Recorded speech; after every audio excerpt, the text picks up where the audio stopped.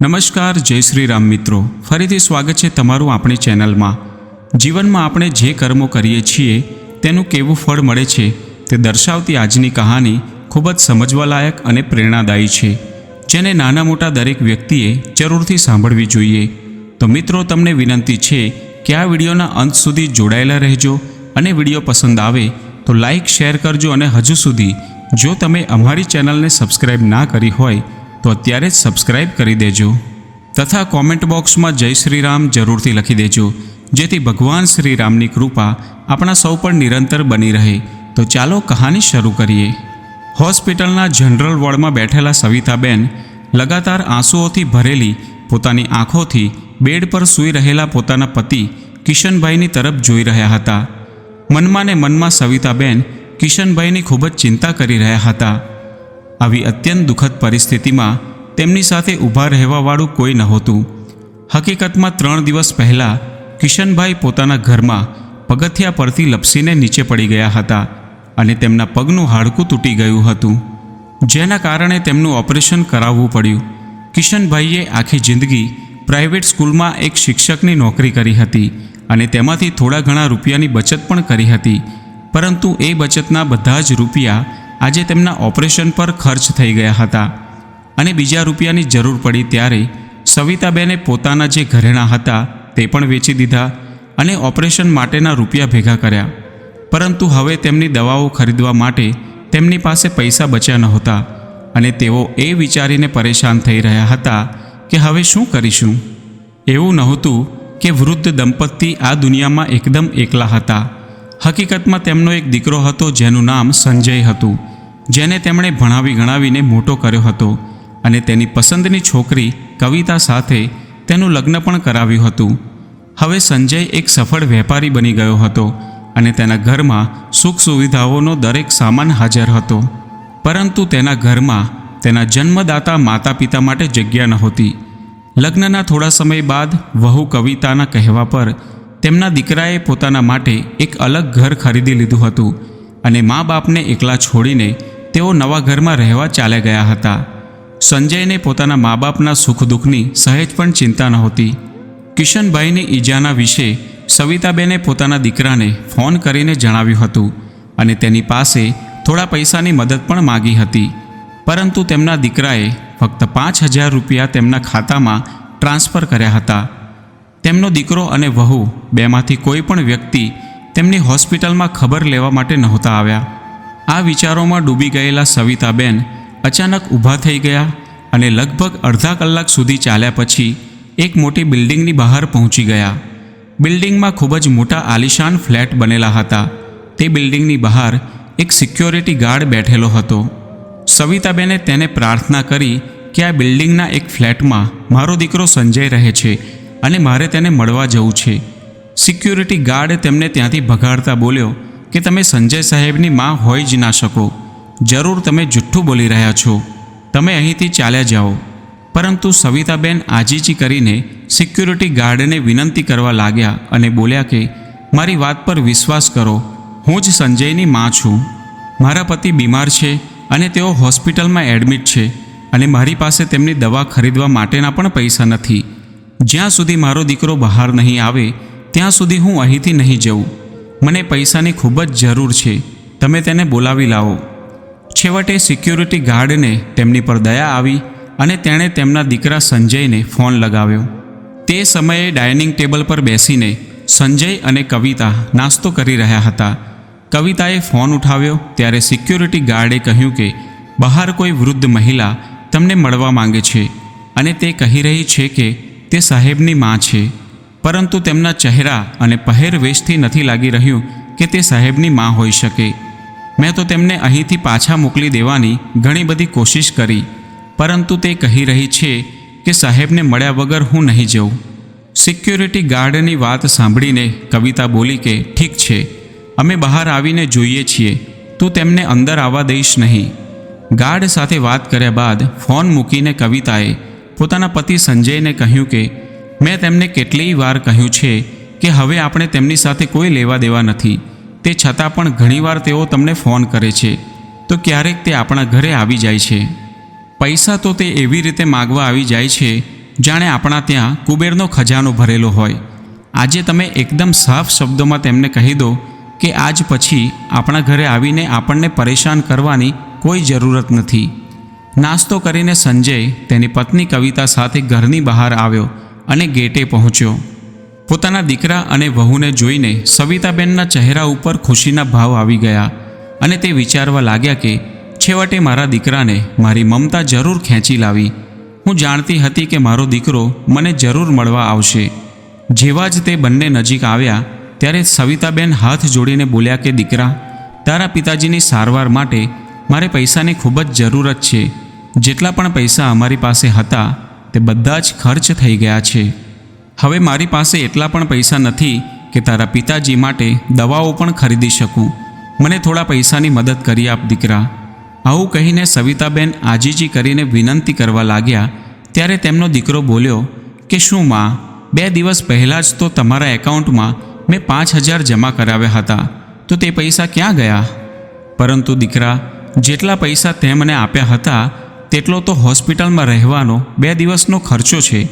ત્યારે તેમની વહુ બોલી કે જો પ્રાઇવેટ હોસ્પિટલનો આટલો જ બધો ખર્ચો હતો તો તમે સરકારી હોસ્પિટલમાં કેમ ના ગયા? હવે અમારી પાસે વધારે પૈસા નથી, તમે અહીંથી ચાલ્યા જાઓ. પછી સવિતાબેન પોતાના દીકરાની તરફ જોઈને બોલ્યા કે દીકરા, થોડો તારા પિતાનો તો વિચાર કર, એ તારા જન્મદાતા છે. ત્યારે કવિતાએ કહ્યું કે માજી, આ રીતે વાતો કરીને અમને ઇમોશનલ બ્લેકમેલ કરવાની કોઈ જરૂરત નથી. અમને બધી જ ખબર પડે છે. હવે અમે તમારી વાતોમાં આવીને મૂરખ બનવાના નથી. અહીંથી ચાલ્યા જાઓ તમે. પોતાના દીકરા અને વહુની આ વાતો સાંભળીને સવિતાબેન હેરાન રહી ગયા. તેમણે ઘણી બધી વિનંતી કરી પરંતુ વહુ તો વહુ પણ તેમના દીકરાને પણ તેમના પર તરસ આવી નહીં અને તે પોતાની કારમાં બેસીને પોતાના કામ પર ચાલ્યો ગયો. બિચારા સવિતાબેન તે બંનેનું વર્તન જોઈને સ્તબ્ધ રહી ગયા. નિરાશ થઈને થોડીવાર માટે તો તેઓ ગેટની પાસે જ નીચે બેસી ગયા અને એ વિચાર કરીને તેઓ પોતાની કિસ્મતને દોષ આપી રહ્યા હતા કે મેં આવા કેવા દીકરાને જન્મ આપ્યો જે પોતાના માતા પિતાનો જ ના થઈ શક્યો. અમે અમારા દીકરા માટે શું નહોતું કર્યું? પ્રાઇવેટ નોકરી હોવા છતાં પણ સંજયના પિતાજીએ તેની દરેક ઈચ્છાઓ પૂરી કરી હતી. તે નોકરી નહોતો કરવા માંગતો, એટલા માટે તેના પિતાએ તેને બિઝનેસનું ભણતર પૂરું કરાવ્યું. તેનો વેપાર શરૂ કરવા માટે પોતાનું મકાન ગીરવી રાખીને દેવું કર્યું, પરંતુ સંજયે તે દેવું પણ ચૂકવ્યું નહીં, જેના કારણે અમારું પોતાનું મકાન પણ અમારા હાથમાંથી નીકળી ગયું અને અમારે ભાડાના મકાનમાં રહેવું પડ્યું. અને આજે જ્યારે તે ખૂબ જ પ્રગતિ કરી રહ્યો છે ત્યારે તેણે પોતાના જીવનમાંથી પોતાના માતા પિતાને એવી રીતે કાઢીને ફેંકી દીધા કે જાણે કોઈ વ્યક્તિ દૂધમાંથી માખી કાઢીને ફેંકી દે છે. કદાચ પોતાના દીકરા પર બધું જ દાવ પર લગાવતા પહેલાં અમે અમારા ઘડપણનો પણ વિચાર કરી લીધો હોત તો આજે આવી પરિસ્થિતિ જોવાનો વારો ના આવત. પોતાના દીકરા અને વહુએ આજે મારી સાથે જેવો વ્યવહાર કર્યો છે તેવો વ્યવહાર તો કોઈ પારકા લોકો સાથે પણ નથી કરતું. શું તેને પોતાના મા બાપની તકલીફ પણ નજરમાં નથી આવી રહી? આ વિચાર કરીને સવિતાબેનની આંખોમાંથી આંસુ વહી રહ્યા હતા.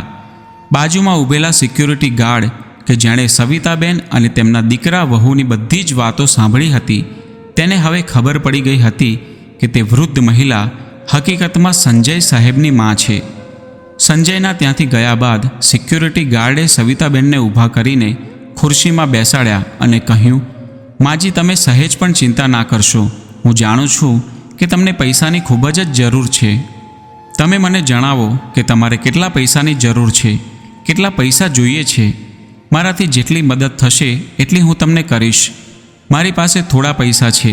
ત્યારે સવિતાબેન બોલ્યા કે દીકરા, મને 2,000 રૂપિયા મળી જશે તો મારું કામ થઈ જશે. સિક્યુરિટી ગાર્ડે જ્યારે પોતાનું ખિસ્સું તપાસ્યું ત્યારે તેમાંથી ફક્ત 1,800 રૂપિયા નીકળ્યા અને આ પૈસા સવિતાબેનના હાથમાં આપતા તે સિક્યુરિટી ગાર્ડ બોલ્યો, માજી, અત્યારે તો મારી પાસે ફક્ત 1,800 રૂપિયા જ છે. તમે આ તમારી પાસે રાખો. સિક્યુરિટી ગાર્ડનો આવો દયાળુ સ્વભાવ અને વ્યવહાર જોઈને સવિતાબેને તેને આશીર્વાદ આપ્યા. સવિતાબેન ત્યાંથી નીકળી રહ્યા હતા ત્યારે સિક્યુરિટી ગાર્ડ બોલ્યો, માજી, તમારે ક્યાં જવાનું છે? જો તમે કહો તો હું તમને મારી સાયકલ પર બેસાડીને ત્યાં મૂકી આવીશ. ત્યારે સવિતાબેને કહ્યું કે ના દીકરા, પહેલાં જ તે મારા પર ઘણું બધું અહેસાન કરી દીધું છે અને એમ પણ મને સાયકલ પર બેસવામાં મુશ્કેલી પડશે, એટલા માટે હું ચાલીને જતી રહીશ. આવું કહીને તેમણે સિક્યોરિટી ગાર્ડના માથા ઉપર હાથ મૂકીને તેને ખૂબ જ આશીર્વાદ આપ્યા અને તેઓ બોલ્યા કે દીકરા, જ્યારે મારા દીકરા અને વહુએ મારી મદદ કરવાની ના પાડી દીધી ત્યારે એવા સમયે તે મારા પર આટલો મોટો ઉપકાર કર્યો છે. તારા આ અહેસાનને હું જિંદગીભર નહીં ભૂલું. ત્યારે સિક્યોરિટી ગાર્ડે કહ્યું, માજી, તમે પણ કેવી વાત કરો છો? આ પૈસાથી તો તમારો એક દિવસનો દવાનો ખર્ચો પણ નહીં નીકળી શકે. સવિતાબેને પોતાના હાથમાં જે પૈસા હતા તેની તરફ એક નજર નાખી અને પછી તેને પોતાના સાડીના પાલવમાં બાંધીને તેઓ હોસ્પિટલ જવા નીકળી ગયા. બીજી બાજુ હોસ્પિટલમાં કિશનભાઈ તેમની રાહ જોઈ રહ્યા હતા. તેમને સમજમાં આવી ગયું હતું કે તેમની પત્ની તેમના દીકરા પાસે મદદ માગવા માટે ગઈ હશે અને તેઓ વિચારવા લાગ્યા કે દીકરાએ એટલા પૈસા તો આપી જ દીધા હશે કે જેનાથી અમારી મુશ્કેલીઓ થોડી ઓછી થાય. એક બાજુ હું અહીં હોસ્પિટલમાં પથારી પર આવી હાલતમાં છું તથા પૈસાની તંગી થઈ રહી છે અને બીજી બાજુ બિચારી સવિતાને આ ઉંમરમાં આટલી બધી ભાગદોડ કરવી પડી રહી છે. હજુ કિશનભાઈ આ વિચાર કરી રહ્યા હતા એટલામાં જ સવિતાબેન તેમની પાસે પહોંચી ગયા. જેવું જ કિશનભાઈએ તેમની તરફ જોયું અને તેમને પૂછ્યું કે શું મળી આવી પોતાના દીકરાને? પૈસા આપ્યા કે નહીં તેણે? પરંતુ સવિતાબેનનો ઉદાસ ચહેરો અને આંસુઓથી ભીંજાયેલી તેમની આંખોને જોઈને તેઓ તરત જ સમજી ગયા કે તેમના દીકરા અને વહુએ પોતાની મા સાથે કેવો વ્યવહાર કર્યો હશે. તેમનો નાલાયક દીકરો રૂપિયાના ઘમંડમાં એટલો બધો આંધળો થઈ ગયો હતો કે તેને પોતાના વૃદ્ધ મા બાપની તકલીફો પણ દેખાઈ નહોતી રહી. હજુ કિશનભાઈ કંઈ બોલે તે પહેલાં જ સવિતાબેન તેમની બાજુમાં રાખેલી ખુરશીમાં આવીને બેસી ગયા અને જોર જોરથી રડવા લાગ્યા. પછી તેઓ બોલ્યા કે હવે આપણા દીકરાને મારી મમતા અને ઉછેરની સહેજ પણ કિંમત નથી રહી. મને એની પાસેથી આવી અપેક્ષા નહોતી. મુસીબતના સમયમાં તેણે આપણને એકદમ એકલા છોડી દીધા. અરે, આપણે પોતાના દીકરાને સફળતાના શિખર પર પહોંચાડવા માટે એ વિચારીને પોતાનું બધું જ લૂંટાવી દીધું કે વૃદ્ધાવસ્થામાં આપણો દીકરો આપણને સુખ ભરેલી જિંદગી આપશે. દીકરાને તો આપણે સફળતાના શિખર પર પહોંચાડી દીધો, પરંતુ કિસ્મત કેટલી ખરાબ છે કે સફળતાના શિખર પર પહોંચ્યા પછી તેને પોતાના મા બાપ જ દેખાવાના બંધ થઈ ગયા. આજે તેના ઘરની બહાર ઊભા રહીને હું પૈસાની ભીખ માંગતી રહી ગઈ, પરંતુ આપણો દીકરો પોતાની કારમાં બેસીને ત્યાંથી જતો રહ્યો. જે સમયે સવિતાબેન રડતા રડતા આ બધી વાતો પોતાના પતિને કહી રહ્યા હતા તે જ સમયે રઘુવીર નામનો એક યુવક તેમની આ બધી વાતો સાંભળી રહ્યો હતો. રઘુવીર તે શહેરનો એક ખૂબ જ મોટો બિઝનેસમેન હતો, જે બાજુના પલંગ પર સૂઈ રહેલા એક વ્યક્તિનો હાલચાલ જાણવા માટે આવ્યો હતો. પરંતુ જ્યારે તેણે તે વૃદ્ધ દંપતીની બધી વાતો સાંભળી તો તે ઉઠીને તેમની પાસે આવ્યો. તેણે જેવા જ કિશનભાઈને જોયા તો તેમને જોઈને તે હેરાન રહી ગયો, કેમ કે કિશનભાઈએ તેને ભણાવ્યો હતો, જેને તે ભગવાનની જેમ પૂજતો હતો અને તેમને ગુરુજી કહીને બોલાવતો હતો. તે અચાનક જ બોલી ઉઠ્યો, અરે ગુરુજી, તમને આ શું થઈ ગયું? તમારી આવી હાલત કેવી રીતે થઈ ગઈ? ત્યારે કિશનભાઈએ હેરાનીથી કહ્યું કે દીકરા, તું કોણ છે? માફ કરજે, મેં તને ઓળખ્યો નહીં. શું આપણે પહેલાં ક્યારેય મળ્યા છીએ? ત્યારે રઘુવીર એમને પગે લાગ્યો અને બોલ્યો, હું રઘુવીર વર્મા છું ગુરુજી, તમારો એ જ નાલાયક શિષ્ય જે તમારી શિક્ષાના કારણે જ આજે લાયક બની શક્યો છે. શું તમને યાદ છે કે હું તમારે ત્યાં ટ્યુશન માટે આવતો હતો? ત્યારે કિશનભાઈએ પોતાના દિમાગ પર જોર લગાવીને કહ્યું કે હા, યાદ આવ્યું. તું એ જ વર્માજીનો દીકરો છે ને, કે જેમનો શહેરની વચ્ચોવચ્ચ એક મોટો કપડાનો શોરૂમ છે? બાપરે, તારું આ કદ અને ખડતલ શરીર જોઈને તો હું તને ઓળખી જ ના શક્યો. હા ગુરુજી, તમે સાચું કહ્યું, પરંતુ મને એ વાત હજુ પણ સમજમાં નથી આવી રહી કે તમારી આવી હાલત કેવી રીતે થઈ ગઈ. મને માફ કરજો, પરંતુ બાજુમાં બેસીને હું તમારી બધી વાતો સાંભળી રહ્યો હતો. પરંતુ હવે તમે સહેજ પણ ચિંતા ના કરતા. હવે તમારી બધી જ સારવાર કરાવવાની જવાબદારી મારી છે.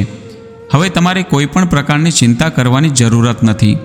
આવું કહીને રઘુવીરે ડૉક્ટર પાસે જઈને કિશનભાઈના બધા જ રિપોર્ટ જોયા અને ડૉક્ટરને કહી દીધું કે હવેથી તેમની સારવારનો બધો જ ખર્ચ હું ઉઠાવીશ.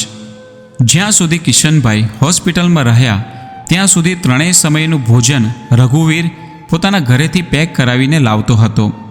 જ્યારે સવિતાબેન આ બધા માટે ના પાડતા ત્યારે રઘુવીર કહેતો કે આંટીજી, આટલા દિવસથી તમે એકલા ભાગદોડ કરી રહ્યા છો.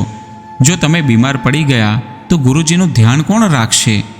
તમે ફક્ત અહીં બેસીને તેમનું ધ્યાન રાખો, બાકી બધી જ જવાબદારી મારી છે. થોડા દિવસોમાં કિશનભાઈની તબિયત એકદમ સારી થઈ ગઈ.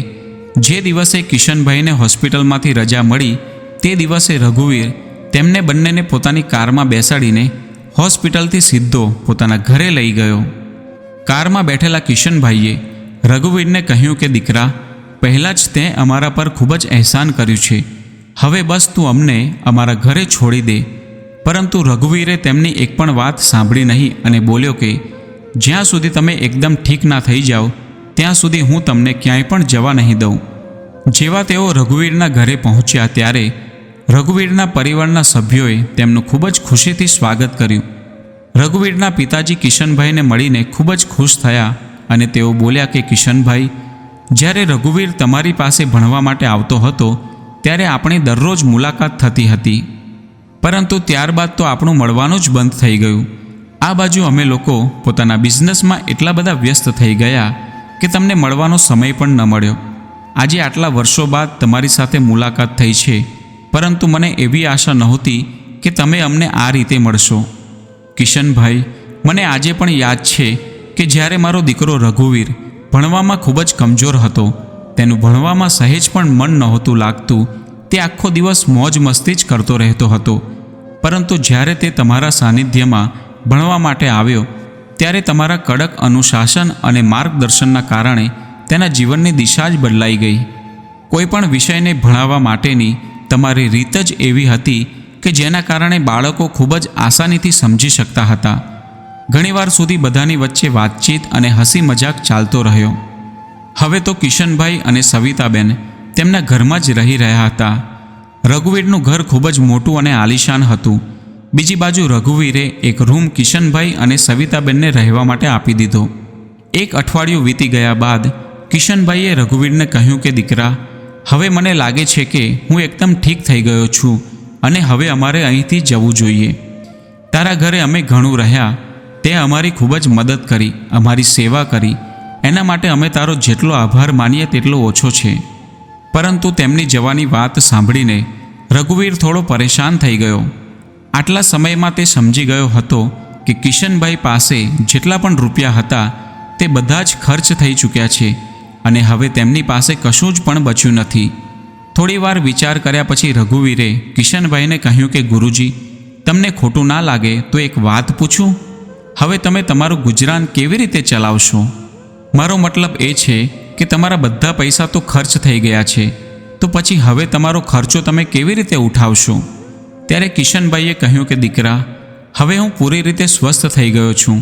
કોઈ નાનું મોટું કામ શોધી લઈશ જેનાથી અમારો ખાવા પીવાનો અને દવાનો ખર્ચો નીકળી જશે. ત્યારે રઘુવીરે કહ્યું કે ગુરુજી, મેં તમારા માટે કંઈક વિચાર્યું છે. એવું તો શું વિચાર્યું છે? જરા અમને પણ જણાવો. કિશનભાઈએ કહ્યું ત્યારે રઘુવીર બોલ્યો, તમે તો જાણો જ છો કે અમારો કપડાનો ખૂબ જ મોટો બિઝનેસ છે અને થોડા સમય પહેલાં જ પિતાજીએ એક બીજો શોરૂમ ખરીદ્યો છે જેનું બધું જ કામકાજ હું સંભાળું છું. હવે મારા પિતાજીને એક એવા વ્યક્તિની જરૂર છે જે બિઝનેસનો બધો જ હિસાબ કિતાબ સારી રીતે સંભાળી શકે અને જેના પર અમે આંખો બંધ કરીને વિશ્વાસ પણ કરી શકીએ. તો ગુરુજી, મને આ કામ માટે તમારાથી વધારે સારો બીજો કોઈ વ્યક્તિ નજરમાં નથી આવી રહ્યો અને એમ પણ તમે બીજી જગ્યાએ જઈને કામ કરવાનો વિચાર કરી જ રહ્યા છો, તો પછી તમે અમારી દુકાન પર આવીને દુકાનનો બધો હિસાબ કિતાબ સંભાળો. રઘુવીરના આટલું કહ્યા બાદ કિશનભાઈ તેમની પત્ની સવિતાબેન તરફ જોવા લાગ્યા. સવિતાબેનને રઘુવીરની આ વાત ખૂબ જ પસંદ આવી અને તેમના પતિને તે કહેવા લાગ્યા કે જુઓ, આ ઉંમરમાં તમે વધારે તો કામ નહીં કરી શકો અને અહીં તમે બેસીને આરામથી કામ કરી શકશો અને આપણે પોતાની મહેનતનું કમાઈને ખાઈશું તો તમને કોઈ પરેશાની પણ નહીં થાય. હવે કિશનભાઈ વર્માજીની સાથે તેમના કપડાના શોરૂમમાં બેસીને બધો જ હિસાબ કિતાબ જોવા લાગ્યા અને ધીરે ધીરે આ બિઝનેસને સમજવા લાગ્યા. એક વર્ષમાં વર્માજીની સાથે કામ કરતાં કરતાં તેમણે આ બિઝનેસની બધી જ બાબતો સમજી લીધી હતી અને હવે તેમની પાસે સારા એવા પૈસા પણ ભેગા થઈ ગયા હતા. એક દિવસે તેમના મનમાં વિચાર આવ્યો કે હું જ પોતાની કાપડની એક દુકાન ખોલી લઉં તો તેનાથી મને વધારે ફાયદો થશે. આ વાત જ્યારે તેમણે પોતાની પત્નીને કહી ત્યારે સવિતાબેન બોલ્યા કે તમે પણ કેવી વાત કરો છો? આ ઉંમરમાં તમે દુકાન ખોલવાનો વિચાર કરી રહ્યા છો? લાગે છે કે ઉંમરની સાથે સાથે તમારું દિમાગ પણ પાગલ જેવું થઈ ગયું છે. અરે આ ઉંમરમાં તમે નવું કામ શરૂ કરવા જશો તો લોકો હસી ઉડાવશે અને કહેશે કે ઘડપણમાં અમને નવો બિઝનેસ કરવાનું શું સૂઝ્યું? ત્યારે કિશનભાઈ બોલ્યા, સવિતા, આ બધી ચિંતા તું ના કરીશ. મેં રઘુવીર સાથે વાત કરી લીધી છે અને તેણે મને દરેક પ્રકારની મદદ કરવાનું આશ્વાસન આપ્યું છે. દુકાનનો બધો સામાન મંગાવવાની જવાબદારી લેવા માટે તે તૈયાર છે. તેનાથી મારે વધારે ભાગદોડ પણ નહીં કરવી પડે. થોડા દિવસ બાદ કિશનભાઈએ એક નાની દુકાન ખરીદી લીધી અને રઘુવીરની મદદથી તેમણે કપડાનું કામ શરૂ કર્યું. કિશનભાઈને આ ઉંમરમાં કામ કરતા જોઈને તેમના પાડોશી પણ બોલવા લાગ્યા કે કિશનભાઈ, તમે આ ઉંમરમાં પણ બિઝનેસ શરૂ કરી દીધો? કેટલા વર્ષો સુધી કામ કરવાનો ઈરાદો છે? ત્યારે કિશનભાઈ બોલ્યા કે જ્યાં સુધી ભગવાનની મરજી હોય ત્યાં સુધી. પરંતુ એક વાત જરૂર કહીશ કે જ્યાં સુધી મારા હાથ પગ ચાલતા રહેશે ત્યાં સુધી હું હાર નહીં માનું. સવિતાબેન પણ કિશનભાઈની સાથે દુકાન પર આવીને બેસવા લાગ્યા. પોતાના દીકરાના વિશે વિચારીને દુઃખી થવાના બદલે એ વૃદ્ધ માતા પિતા પોતાના કામમાં વ્યસ્ત રહીને સુખી જીવન જીવવા લાગ્યા. ધીરે ધીરે કિશનભાઈનો નાનો વેપાર હવે ખૂબ જ મોટો થઈ ગયો હતો. એક દિવસે જ્યારે સવિતાબેન પોતાના પતિ સાથે પોતાની દુકાન પર બેઠા હતા ત્યારે તે સમયે તેમણે એક સિક્યુરિટી ગાર્ડને બહારથી જતો જોયો, જેણે મુસીબતમાં તેમની મદદ કરી હતી. તેમણે બૂમ પાડી ત્યારે સિક્યુરિટી ગાર્ડ, જેનું નામ રમેશ હતું, તેણે તેમની તરફ જોયું અને તેમને જોઈને હેરાન રહી ગયો કે સંજય સાહેબની મા દુકાનના કાઉન્ટર પર બેઠા હતા. જ્યારે તે અંદર આવ્યો ત્યારે સવિતાબેને તેને કિશનભાઈને મળાવ્યો અને તેને થોડા પૈસા આપવા લાગ્યા અને તે બોલ્યા કે મુસીબતના સમયમાં તે અમારી જે મદદ કરી હતી તેનું અહેસાન તો હું ક્યારેય પણ ચૂકવી નહીં શકું, પરંતુ હું તને પૈસા પાછા આપવા માંગુ છું. રમેશે ઘણી ના પાડી, પરંતુ સવિતાબેન માન્યા નહીં અને તેના હાથમાં પૈસા થમાવી દીધા. વાત વાતમાં સિક્યુરિટી ગાર્ડે જણાવ્યું કે તેની નોકરી છૂટી ગઈ છે, જેના કારણે તે ખૂબ જ પરેશાનીમાં છે. તેની વાત સાંભળીને સવિતાબેન અને કિશનભાઈ એકબીજાની સામે જોઈને મુસ્કુરાવા લાગ્યા અને બોલ્યા કે તો પછી વિચારવાનું શું છે? અમારે પણ આ દુકાનમાં કામ કરવા માટે એક વ્યક્તિની જરૂર છે. તો આજથી જ અને અત્યારથી જ તું અમારી પાસે રહીને નોકરી કરી શકું છું. હવે રમેશની બધી જ પરેશાની દૂર થઈ ગઈ હતી અને રમેશનો સાથ મળવાથી હવે કિશનભાઈની દુકાનનું કામ વધારે સારી રીતે ચાલી રહ્યું હતું. જેમ જેમ સમય પસાર થતો ગયો તેમ તેમ તેમને વધારે નફો થઈ રહ્યો હતો. હવે કિશનભાઈ અને સવિતાબેનની પૈસાની તંગી ખતમ થઈ ગઈ હતી. 2 વર્ષ પછી તેમણે એક નાનું મકાન ખરીદી લીધું અને ભાડાના ઘરમાંથી તેઓ પોતાના ઘરમાં શિફ્ટ થઈ ગયા. ઘર ભલે નાનું હતું, પરંતુ બંને પતિ પત્ની માટે યોગ્ય હતું. જોત જોતામાં 4 વર્ષ વીતી ગયા. આજે કિશનભાઈ અને સવિતાબેનના લગ્નની વર્ષગાંઠ હતી. સવારના સમયમાં જ્યારે સવિતાબેન નાસ્તો પીરસી રહ્યા હતા ત્યારે કિશનભાઈએ સવિતાબેનને કહ્યું કે સવિતા, આજના દિવસે તું મારી જિંદગીમાં આવી હતી. જ્યારે તું લગ્ન કરીને આવી ત્યારે મારા વૃદ્ધ માતા પિતા અને બે બહેનોની જવાબદારી મારા પર હતી, કેમ કે ઘરમાં કમાવાવાળો હું એકલો જ હતો. બધી જ જવાબદારી નિભાવ્યા પછી આપણા દીકરા માટે આપણે બધું જ લૂંટાવી દીધું, પરંતુ ત્યારથી લઈને આજ સુધી મેં ક્યારેય પણ તારી ઈચ્છાઓ વિશે તને પૂછ્યું નથી અને ક્યારેય પણ તે મારી પાસે કંઈ માગ્યું નથી. પરંતુ આજે આપણે બધી જ જવાબદારીમાંથી મુક્ત થઈ ગયા છીએ અને આપણી પાસે પૈસા પણ છે. વૃદ્ધાવસ્થાના આ પડાવમાં પણ હું તારી બધી જ ઈચ્છાઓ પૂરી કરવા માંગુ છું. આજે તું જે કંઈ પણ માગીશ એ હું તને લાવી આપીશ. કિશનભાઈએ જ્યારે આટલા પ્રેમથી કહ્યું ત્યારે સવિતાબેને કિશનભાઈને કહ્યું કે તમે મારી સામે સહી સલામત ઊભા છો એ જ મારા માટે મોટી વાત છે. મારે હવે બીજું કાંઈ જોઈતું નથી અને એમ પણ ઉંમર થઈ ગઈ છે તો હવે કોઈ શોખ પણ નથી રહ્યા. ત્યારે કિશનભાઈ બોલ્યા કે શ્રીમતીજી, ઈચ્છાઓ ક્યારેય ઉંમર નથી જોતી. માણસ ભલે શરીરથી વૃદ્ધ થઈ જાય પરંતુ દિલથી હંમેશા યુવાન જ રહેવું જોઈએ. તમે એ જણાવો કે તમારે શું જોઈએ છે.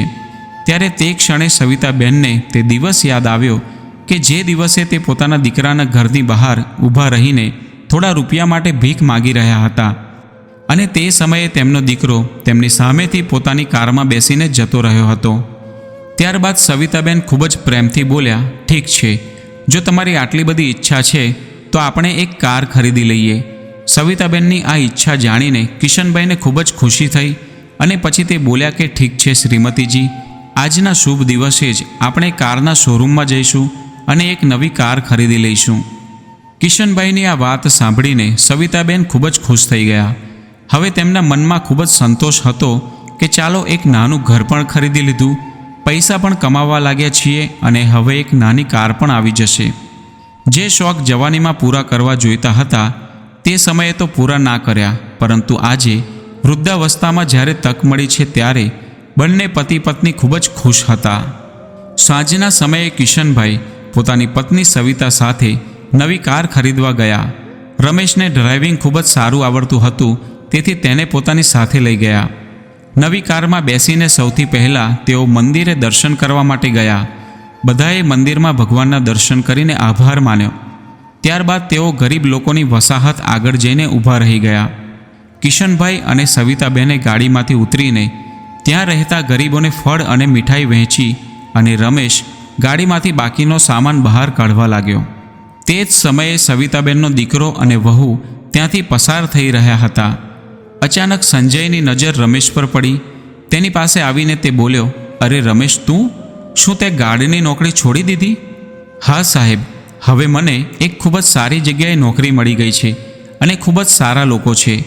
એવું? તું કોની પાસે કામ કરું છું? કવિતાએ પૂછ્યું. ત્યારે રમેશ હાથનો ઇશારો કરીને બોલ્યો, તમે પોતાની જાતે જ જોઈ લો. ત્યારે કવિતા અને સંજયે પાછું વળીને જોયું તો ત્યાં સવિતાબેન અને કિશનભાઈ ગરીબોને ફળ અને મીઠાઈ વહેંચી રહ્યા હતા. આ નજારો જોઈને તે બંનેના પગ નીચેથી જમીન સરકી ગઈ. સવિતાબેને ખૂબ જ સુંદર સાડી પહેરી હતી અને કિશનભાઈના ચહેરા પર એક અલગ પ્રકારની રોનક નજર આવી રહી હતી. એ બંને ખૂબ જ ખુશ દેખાઈ રહ્યા હતા. બધો સામાન વહેંચીને જ્યારે તેઓ પોતાની કાર તરફ આવી રહ્યા હતા ત્યારે ડ્રાઈવરે તે બંને માટે કારનો દરવાજો ખોલ્યો. આ બધું જોઈને દીકરા અને વહુની આંખો ફાટી ગઈ કે આખરે તેમના આ કંગાળ મા બાપની પાસે આટલો બધો રૂપિયો ક્યાંથી આવ્યો. તે બંને તરત જ કિશનભાઈ પાસે આવ્યા અને તેમના પગમાં પડી ગયા. પિતાજી, અમને માફ કરી દો. કિશનભાઈ અને સવિતાબેન તેમને જોઈને હેરાન રહી ગયા, પરંતુ તેમને નજરઅંદાજ કરીને તેઓ પોતાની કાર તરફ ચાલવા લાગ્યા. ત્યારે સંજય બોલ્યો કે પિતાજી, તમે આવું ના કરશો. હું તમારો દીકરો છું. અને પછી કવિતા પણ પોતાની સાસુ પાસે જઈને તેમના પગમાં પડી ગઈ અને આજીજી કરવા લાગી અને બોલી, તમે નથી જાણતા માજી, અમને વ્યાપારમાં કેટલું બધું નુકસાન થયું છે. આ નુકસાનના કારણે અમારે એટલું બધું કરજ લેવું પડ્યું કે અમારું ઘર પણ વેચાઈ ગયું. તેમ છતાં પણ અમે કરજ ચૂકવી નથી શક્યા. હવે અમને સમજમાં નથી આવી રહ્યું કે અમે શું કરીએ. મારા તો ઘરેણાં પણ વેચાઈ ચૂક્યા છે અને હવે અમે આ વસાહતમાં આવી હાલતમાં રહેવા માટે મજબૂર છીએ. તમે લોકો અમારી કંઈક મદદ કરો.